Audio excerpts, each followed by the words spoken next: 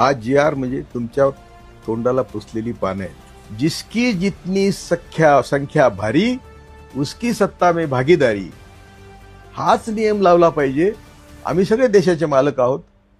हे देणारे कोण आहे? आमचे नोकर आहेत. की या एवढ्या मोठ्या आंदोलनातून आपल्याला मिळालं काय?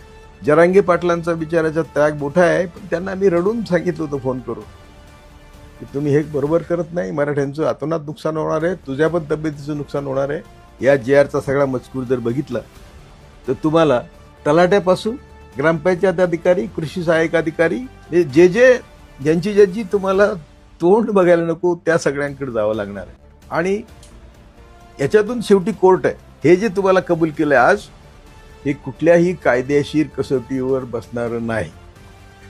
आणि त्यामुळं हा जी आर बघून मी तर हतबल झालो. ज्या ब्राह्मणवादी ताकदीने आम्हाला हजारो वर्ष पायदळी तुडवलं आणि आम्ही त्यांचंच तीर्थ घेतो, आणि त्यात मराठी फार पुढे आहेत.